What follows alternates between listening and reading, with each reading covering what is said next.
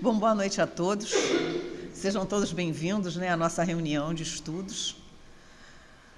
Que a Fraternidade Francisco de Assis, Casa de Bezerra de Menezes, abre suas portas, para que a gente possa ampliar um pouco mais os nossos conhecimentos e nos ajudar a viver, nessa tribulação do nosso dia a dia de uma forma melhor, para que a gente possa pensar, para que a gente não simplesmente receba as informações e ache que elas são, a coisa mais importante daquele dia. A coisa mais importante do dia é a gente estar bem conosco para poder entender o que vem. Então, vamos dar início à nossa reunião fazendo uma prece de abertura. Podemos fechar os nossos olhos, buscar aquela respiração tranquila, cada um no seu tempo, inspirando o ar, suave e tranquilamente, trazendo para nós a mensagem do triângulo de hoje, que é o triângulo branco, que é o triângulo da paz.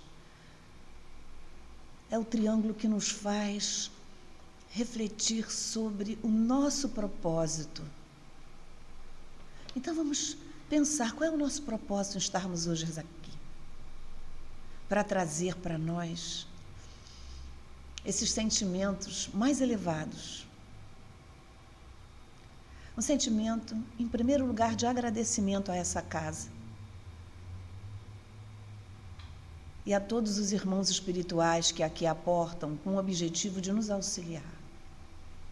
Que nós possamos abrir os nossos ouvidos espirituais e os nossos olhos para entendermos além das aparências. Que nós possamos crescer a cada passo que dermos nessa encarnação.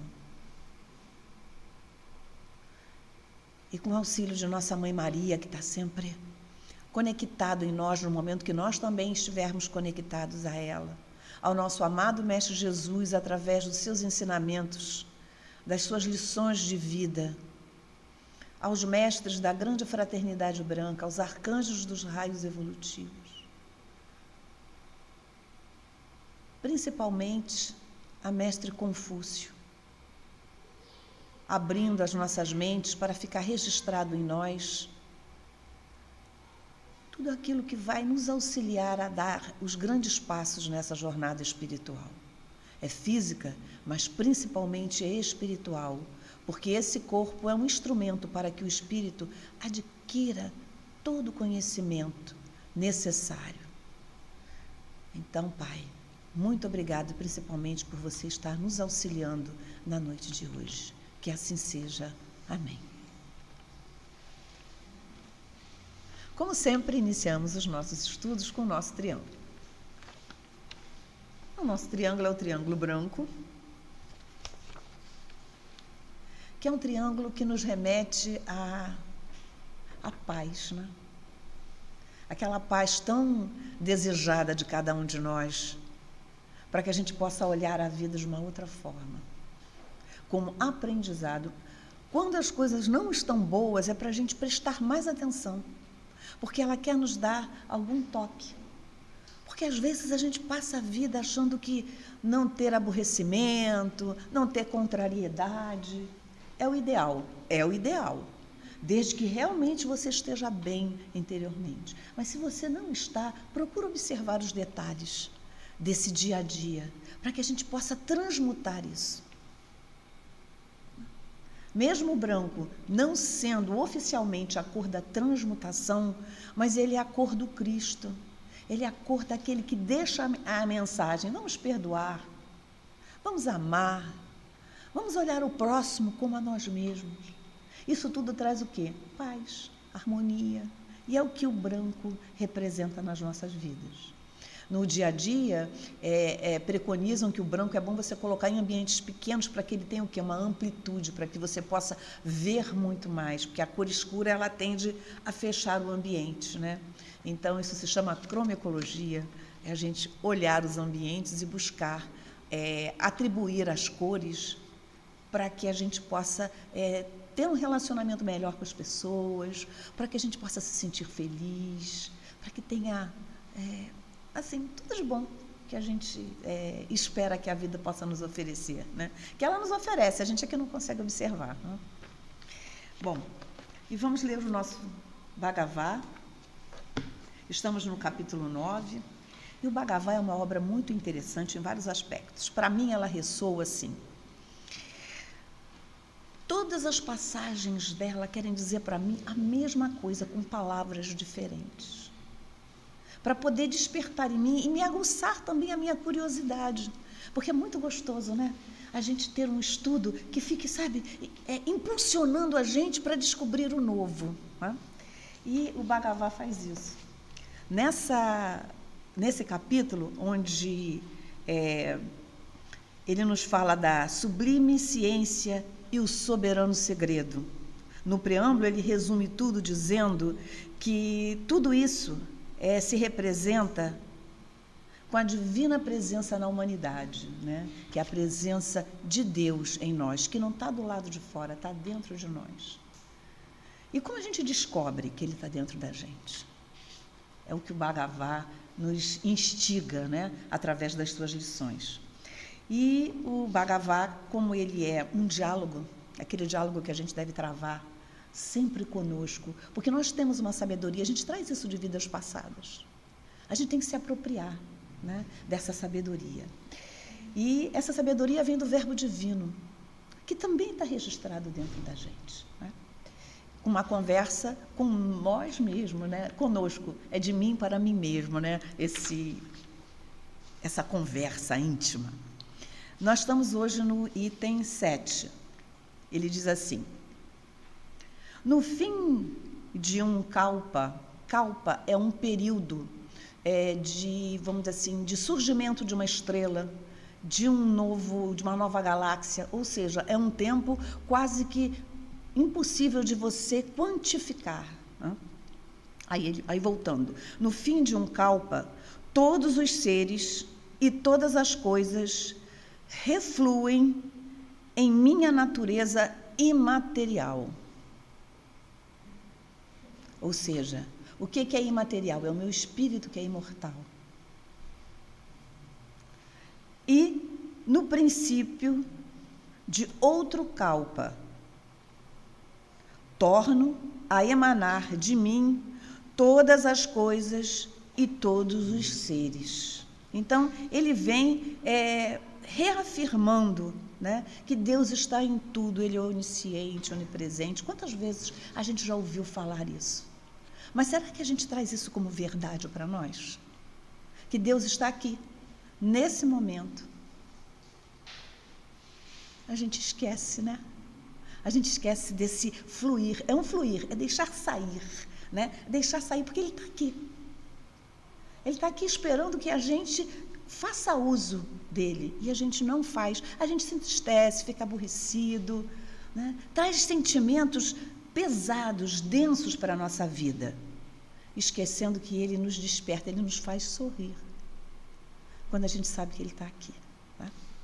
Então, é por isso que eu digo que o Bhagavad, ele a todo momento diz a mesma coisa. Acordem, meus irmãos, eu estou aqui.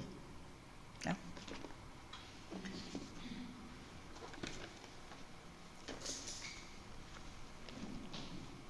Na nossa apostila Mediunidade e Médiuns, nós estamos no item 14, que é a incorporação, essa interlocução, né? Esse momento de mediação entre o plano físico e o plano espiritual, através de um médium, né? Através daquele que se propõe a fazer esse serviço. E no item 8, vem a seguinte pergunta: o médium que trabalha nas sessões de desobsessão pode ser prejudicado pelos contatos constantes com entidades enfermas e desequilibradas, para não mencionar as que são fracamente malignas? A resposta é pode, sim. É uma mediunidade de risco para o médium, se este não adotar um procedimento compatível com o compromisso assumido. Nas perguntas anteriores, esse item, ele fica bem claro para a gente. Quando a gente se propõe a fazer algo, a gente tem que se preparar, né, para fazer. Você vai fazer um alimento, o que você faz? Você escolhe e tem próximo de você os itens para você realizar essa ação, né? Então, quando a gente quer ser um médium, a gente tem que estudar e entender a posição e como atuar de uma forma cada vez melhor. Então, é aqui o que ele diz, que todo esse contato com esses seres que tem uma energia, vamos dizer assim, menos sutil, a gente tem que se preparar para isso. Recordemos que esta foi uma oportunidade oferecida pelos seus mentores para resgate de karmas pesados. Então, trabalhar numa mesa de desobsessão é uma oportunidade de crescimento, de despertar, porque quantas vezes a gente percebe que se aproxima de nós um irmão que vivencia um sentimento semelhante ao nosso, onde nós temos que suplantar o nosso sentimento para auxiliar aquele irmão a entender o que aconteceu. E nisso, quem que aprende primeiro? Somos nós, porque quem fala é quem escuta primeiro, né? Além da proteção dispensada por esses amigos da espiritualidade, ou seja, os nossos mentores, o médium ainda é alvo constante de uma assistência excepcional por parte das entidades que trabalham na seara do bem. Além dos nossos mentores, outros irmãos também se colocam quando a gente se põe à disposição de realizar um trabalho numa sessão mediúnica. Muitos problemas de ordem física são sanados sem que o médium se aperceba, para que ele tenha condições de desempenhar seu compromisso de intermediário no socorro dos irmãos sofredores e desviados do caminho do bem. Repetimos. No entanto, existe risco, sim, se a conduta do médium não for de vigilância em relação às suas atitudes. Lembremos da frase do Cristo: muito se pedirá a quem muito recebeu. Então, ser um médium é um presente.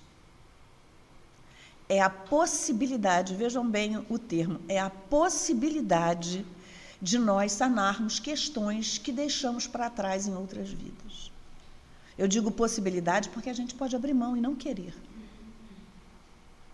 Mas nós que estamos aqui queremos, né? Queremos passar, queremos dar um passo maior nessa escala evolutiva. A gente não quer voltar ao planeta fazendo tudo igual. Então, aproveitemos essa oportunidade. Que Bezerra de Menezes e Francisco de Assis nos dão, né?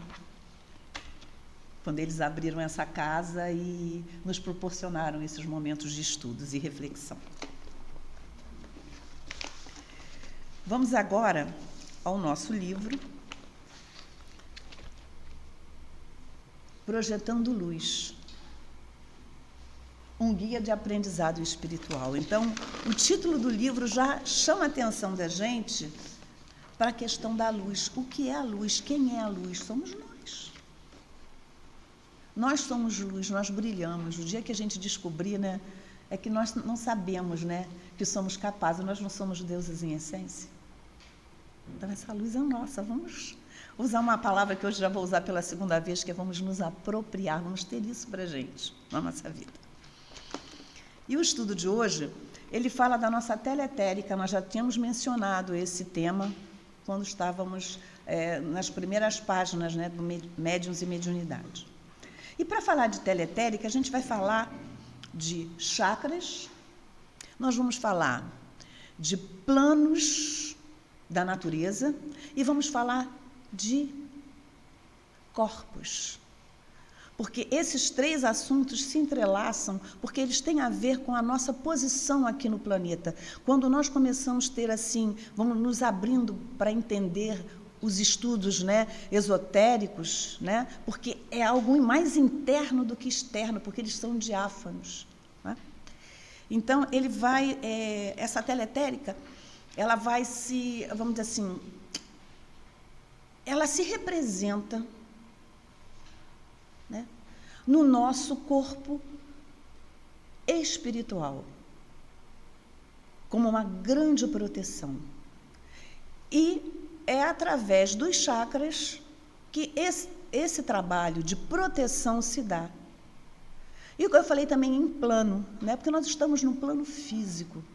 E nós vamos entender o plano físico e o plano astral, que é o plano das emoções. Porque nós temos um corpo astral, que ele se representa no plano astral. Porque vocês vão de perguntar assim, mas como é tudo isso? Como é essa questão de plano, de corpo? Porque eu fisicamente só vejo esse que é o corpo físico. Mas nós acreditamos que nós temos, além desse corpo físico, mais 6 corpos, ou seja, nós estamos formados por 7 corpos. E vivemos em 7 planos. Aí vocês vão me perguntar, mas como vivemos em 7 planos? Eu só tenho a noção do corpo físico, porque é o que a gente vê, o que a gente consegue vivenciar. Quando nós estivermos com o nosso corpo físico bem trabalhado, quando a gente se alimentar bem, trazer boas emoções para o nosso corpo, o que vai acontecer? Nós vamos conseguir entrar em contato com esses planos que a gente não vê e vamos conseguir entrar em contato mais ainda com os corpos que a gente tem, que são magníficos. Né? Que trazem para a gente coisas maravilhosas que a gente não vê e não usa porque a gente não vivencia isso. E a gente precisa vivenciar isso para a gente poder ascender mais rápido e irmos para a casa do Pai, não é assim que a gente diz? Né? É querer estar próximo do Pai. Né? Então, vamos ler aqui a tela etérica, que aí eu vou buscando trazer para vocês mais informações. Tela etérica ou tela atômica, ou seja, é aquilo que você é tão, vamos dizer, é tão sutil, é átomo, né, que a gente não vê, só através dos microscópicos, né, que a gente poderia ver. Em todos os veículos que servem ao espírito, nos diversos planos, existe, como já vimos, uma série de órgãos, a que chamamos centro de forças. Então, nós temos um corpo físico repleto de órgãos e o nosso corpo etérico também tem órgãos. Esses órgãos são os chakras, que são representados no nosso corpo físico através das glândulas endócrinas, que são as glândulas que segregam hormônios para dentro do nosso corpo. Então, essa é a relação entre o corpo físico e o corpo etérico e os órgãos do corpo etérico. Os chakras se relacionam mutuamente, então existe uma correlação entre eles. E é através deles que chegam do espírito as ordens, os pensamentos e as emoções. São também o veículo inverso que transmite ao espírito o resultado das experiências exteriores de cada plano. Quer dizer, você vê que chega, mas nós não temos ainda essa, vamos dizer assim, não é uma finura, não. Nós ainda não temos ainda essa delicadeza de perceber, porque nosso corpo ainda está muito denso, ele precisa ser sutilizado. No corpo astral, são esses órgãos os correspondentes aos órgãos dos sentidos físicos. Podemos dizer que são como janelas que descortinam as correntes desse plano. Aliás, em todos os corpos, assim o é, ou seja, em todos os outros 6 corpos além do corpo físico. São também esses centros, os chakras, pontos de conexão do espírito com os diversos veículos, funcionando como um colchete, ou seja, aderindo, né? Sendo engalfinhado, vamos usar o termo assim, né? Que segura. E aqui se explica, né, que essa forma um pouco grosseira de explicar o que não corresponde à realidade, mas que é na ausência de um termo adequado para justificar usar o termo colchete, para você unir um corpo físico para um corpo etérico, para algo que você não conseguiria segurar, né? Você não conseguiria reter, mas ele está por uma questão de afinidade com o nosso corpo denso, porque o nosso corpo denso não, o nosso corpo etérico, porque o corpo físico, ele é formado também de 7, vamos dizer assim, de 7 subitens, né? O corpo denso é sólido, líquido e gasoso. O etérico é etérico, superetérico, subatômico e atômico, ou seja, são corpos onde os átomos são ínfimos, são prótons, nêutrons, elétrons, né? Então, nós não conseguimos ver.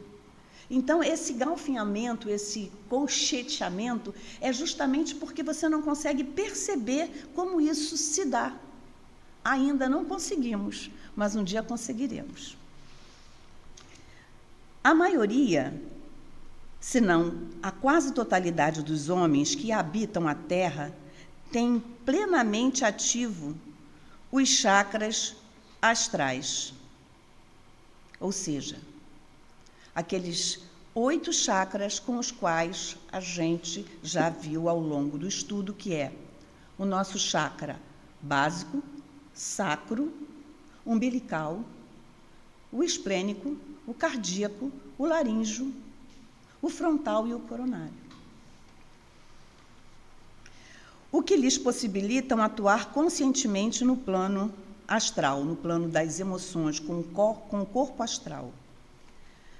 Quando no plano físico, embora ativados com todos os veículos usados pelo espírito, ou seja, vamos falar dos nossos corpos, né? Nós temos o corpo físico, nós temos o perispírito e o corpo espiritual, né? No corpo físico, é o que eu havia mencionado, nós temos o corpo denso e o corpo etérico. Aí temos, no perispírito, o astral e o mental inferior. E no espírito, o mental superior, o corpo intuicional e o corpo espiritual. Então, aí repetindo, quando no plano físico, embora ativados com todos os veículos usados pelo espírito, só na grande maioria temos consciência do que ocorre no mundo físico denso. E sabemos que esse plano é interpenetrado por todos os outros planos, ou seja, da mesma forma como no corpo e no plano, os planos mais sutis vão interpenetrando um ao outro. E o último plano e o último corpo, ele não interpenetra, ele é interpenetrado, né? É o do está contido e contém, né? Na matemática moderna, né? Eu me lembro quando foi passado, né, dessa fase da matemática comum para a moderna, isso era um assunto muito falado na matemática, né? A teoria dos conjuntos, né? Isso é para facilitar o nosso entendimento. Aí vem, isso se deve ao fato de que os chakras etéricos ainda não se encontram plenamente desenvolvidos, ou seja, o corpo físico está desenvolvido, mas o corpo etérico, né, que são esses corpos mais sutilizados, nós precisamos trabalhá-los para que a gente possa fazer essa conexão com os outros planos muito mais rápido, receber muito mais orientação. Então, e como a gente faz isso? Não faz parte dessa explicação, mas como faz isso? Como a gente sutilizar esse corpo?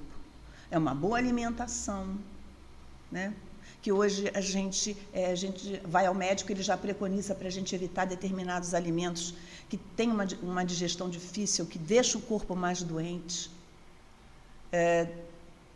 Relaxarmos, fazemos meditação, lermos bons livros, temos bons pensamentos, tudo isso vai trabalhar o quê? O nosso corpo físico denso, vai melhorando ele para que os corpos mais sutis recebam essa, vamos dizer assim, a vibração, uma vibração mais limpa, né? Receba essa vibração e nós venhamos a conseguir fazer essa elevação. Nós vamos conseguir fazer essa conexão, né, com os outros corpos e sentir, né? Porque como nós estamos no físico, se a gente não tiver tato, paladar, audição e visão, a gente não percebe. Mas quando a gente desenvolve essa capacidade, fica muito mais fácil a gente perceber o mundo espiritual ao nosso redor. Tá? Existem entre os chakras etéricos e astrais, interpenetrando-os de um modo difícil de explicar, uma tela de textura compacta, formada de átomos do nível elevado do plano físico etérico. Então, o plano elevado do físico etérico, é o superetérico, o subatômico e o atômico. A tela funciona, então, como proteção a fim de impedir a comunicação prematura entre o astral e o físico.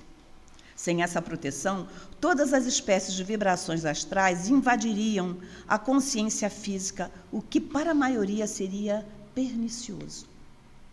A qualquer instante, uma entidade astral poderia introduzir forças que o indivíduo não estaria preparado para enfrentar ou que excedesse a sua capacidade de controle. Tal ser estaria sujeito à obsessão por qualquer entidade astral que o desejasse. Esse filtro é também responsável pela perda da consciência durante o desencarne. Né? Então, a gente veja, se esse filtro, se na hora do nosso desencarne a gente tivesse a consciência do que está acontecendo, como seria perturbador para o espírito, como seria difícil essa nossa passagem de um plano para o outro. Né? Então, a gente tem que se preparar mesmo, porque o certo daqui é que façamos a passagem. Então, destruir essa tela, não aproveitar a oportunidade de sermos médiuns para a gente poder entender esse processo e buscar, né, trazer essa realidade para a gente, é um desperdício. Né? Então, não vamos desperdiçar no momento desse que o planeta está precisando que a gente aprenda a lidar com tudo. Né? Qualquer lesão nessa tela protetora é prejudicial. Emoções violentas que provoquem uma espécie de explosão no corpo astral podem romper essa delicada membrana e enlouquecer o indivíduo afetado. E nisso eu penso quando a gente fica muito chateado, a gente passa dias, 3, 4, uma semana, um mês, às vezes um ano, com aquele sentimento pesado com relação a uma situação, com relação a alguém. A gente vai ferindo, a gente vai dilacerando, né, essa tela. Então, é para a gente pensar o quanto que o Cristo disse para a gente: perdoai infinitamente. A nós, que ainda temos sentimentos ruins em relação ao outro, porque a gente não pode se preocupar que é o outro. Porque quando alguma coisa dá de errado, para pensar, fomos nós que fomos, ou permitimos, ou atraímos. Aí a gente às vezes fica só pensando que o rompimento dessa tela, que raiva seria essa, como seria esse sentimento, mas pode ser um sentimento que a gente vem nutrindo aos poucos, sem perceber, estamos dilacerando essa tela. Aí em sonhos, em alguns momentos, a gente pode entrar em contato com aquilo que não é legal, que não é bom para a gente, e a gente às vezes não consegue entender esses acontecimentos. Emoções violentas que provocam uma espécie de explosão no corpo astral podem romper essa delicada membrana e enlouquecer o indivíduo afetado. No caso da destruição da tela etérica, as pessoas assim prejudicadas entram em contato com as vibrações inferiores do astral e sofrem de alucinações, obsessões e certas formas de alienação mental. Às vezes a gente vê essas pessoas que estão na rua, né? Elas passeiam e falam sozinha e brigam, né? E a gente às vezes se assusta com a presença delas. Numa hora dessa a gente utiliza o que a casa nos orienta: luz violeta, para que essas pessoas possam se centrar um pouco mais e se afastar dessas energias, dessas vibrações, porque elas estão com a sua tela etérica já fragilizada e já entrando em contato com esses seres, né, que infelizmente ainda habitam o nosso planeta. Então a gente faz uso, né, dessa capacidade que a gente tem de fazer essa transmutação através da utilização da cromoterapia. No endurecimento, isto é, quando as substâncias nocivas voláteis paralisam as vibrações atômicas da tela, as pessoas tornam-se profundamente grosseiras, materialistas, embotadas em suas qualidades morais e intelectuais. A consciência do homem comum não pode ainda usar matéria atômica pura, tanto física quanto astral. Por isso, o contato consciente entre esses planos não se dá. À medida que o ser se purifica e capacita-se para atuar na matéria de níveis superiores, incluindo a atômica, coloca-se assim apto a transportar sua consciência diretamente de um plano ao outro.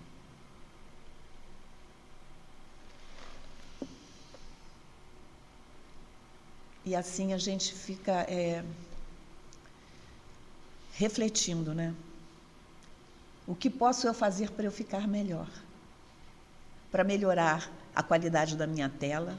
Se em algum momento eu me prejudiquei, se em algum momento eu agi também que tenha prejudicado alguém, né? Que nós podemos ser instrumento tanto do bem quanto do outro lado, né? E que a gente possa se auto-perdoar e fazer desse momento, né, do mundo, né, do dia, da hora, cada vez melhor.